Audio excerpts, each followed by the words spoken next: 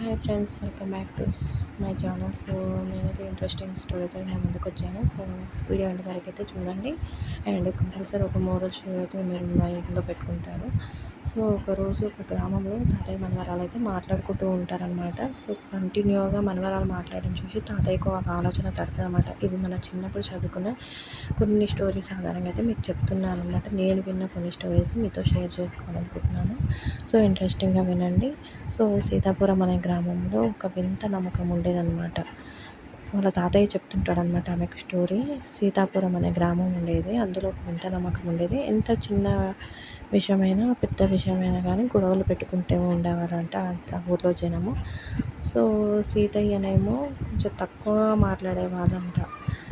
ఆ ఊర్లో జనము అందరూ ఎక్కువ మాట్లాడే దాంట్లో సీతయ్య తక్కువ మాట్లాడడం వల్ల అందరూ సీతయ్యని చూసి తక్కువ మాట్లాడతాడు, ఇతనికి ఏం చెప్పినా వేస్ట్ అని అతన్ని చులకనగా చేసి మాట్లాడేవంట. సో ఆ ఊర్లో ఏంటంటే ఎవరు ఎక్కువ మాట్లాడితే వాళ్ళు తెలివి కలవాళ్ళు, ఎవరు తక్కువ మాట్లాడితే వాళ్ళు తెలివి తక్కువ వాళ్ళని చులకన చేసి మాట్లాడేవంట.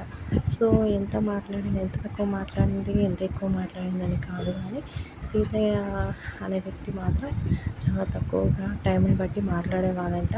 సో పనిని బట్టి ఎంత మాట్లాడాలో అంతే మాట్లాడేవాళ్ళంట. ఆ ఊరిలో ఒకానొక టైంలో ఒక నది మొత్తం ఎండిపోసాగింది. ఆ నది ఎండిపోవడము ఆ ఊరిలో మొత్తం పంటలు అన్నీ ఎండిపోసాగాయి అన్నమాట.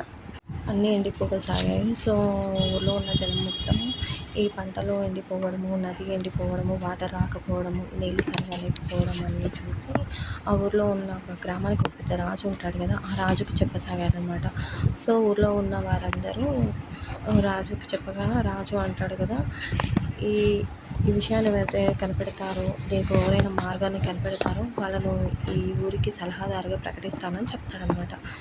సో ఊర్లో ఉన్న వారంతా అందరూ గుంపులుగా కొండ గుహల వైపు వెళ్ళసాగుతారనమాట. ఆ కొండ గుహల్లో ఎక్కడెక్కడ నది ఎక్కడెక్కడ వాటర్ ఆగిపోయిందో అక్కడ కొండల మధ్యలో గుట్టలు పగలగొట్టసాగారనమాట. ఒక్కొక్కరుగా వెళ్ళి కిట్టయ్య వాళ్ళందరూ ఉంటారు కదా, వీళ్ళందరూ రమణ వీళ్ళందరూ కొట్టసాగారనమాట కొండల్ని. ఆ కొండలు ఉన్న ఆ కొండలన్నీ పగలు కొడుతుంటే రాళ్ళలాగా ఈ జనం మీద పడసాగాయి. సో ఇదంతా కాదనేసి అందరూ ఇళ్ళలోకి వెళ్ళిపోతారనమాట. ఇందులో సీతయ్య అనే వ్యక్తి కొంచెం తక్కువ మాట్లాడము వల్ల, ఆలోచనలు మంచిగా రావడం వల్ల ఆ సీతయ్య ఏం చేశాడంటే ఒకరోజు ఆ కొండగట్టున వెళ్ళేసి ఎక్కడెక్కడ నది పారుతుందో, ఎక్కడెక్కడి నుంచి నది ఇప్పుడు మనకు సౌండ్ వస్తుందో ఆ శబ్దం వినసాగుతాడనమాట. ఎక్కడెక్కడ రాళ్ళ శబ్దం వస్తుందో అవన్నీ చూసి అక్కడ కొండ గుహకు చేరుకొని సీతయ్య ఆలోచన ముందు కూర్చొని ఇతను నీటి చుక్కల సౌండ్ విని గాలి వచ్చే దారికి చిన్న దెబ్బ కొడతాడనమాట. అప్పుడు నీళ్ళు వచ్చే దారి మంచిగా ప్రవహిస్తుందన్నమాట. సో ఈ ఆలోచనకు రాజును చూసి సీతయ్యను పిలిచి గ్రామ సలహాదారుగా రాజు ప్రకటిస్తాడు. సో మోరల్ ఏంటంటే ఎక్కువ వాగేవాళ్ళు తెలివి కల వాళ్ళు కాదు అని, అట్లా కాదు, తక్కువ మాట్లాడేవాళ్ళు ఊరు మొత్తం చేంజ్ అయింది. ఎక్కువ మాట్లాడే వాళ్ళు తెలివి తక్కువ వాళ్ళు, ఎక్కువ మాట్లాడే వాళ్ళు తెలివి ఎక్కువ వాళ్ళు, తక్కువ మాట్లాడే తెలివి తక్కువ వాళ్ళు అనే దానికి సీతయ్య చక్కని గుణపాఠం అయితే చెప్పారు.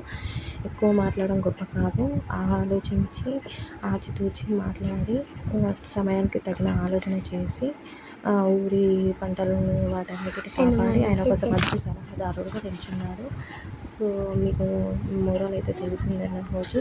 Silence is the power of the story అన్నమాట. సో సైలెంట్గా ఉంటే మంచి ఆలోచనతో పాటు మంచి మార్గంలో నడవచ్చు. సో వీడియో నచ్చితే లైక్ చేయండి, షేర్ చేయండి అండ్ కామెంట్ చేయండి. అండ్ మరిన్ని మంచి ఇంట్రెస్టింగ్ స్టోరీస్ కోసం మా ఛానల్ అయితే సబ్స్క్రైబ్ చేయండి.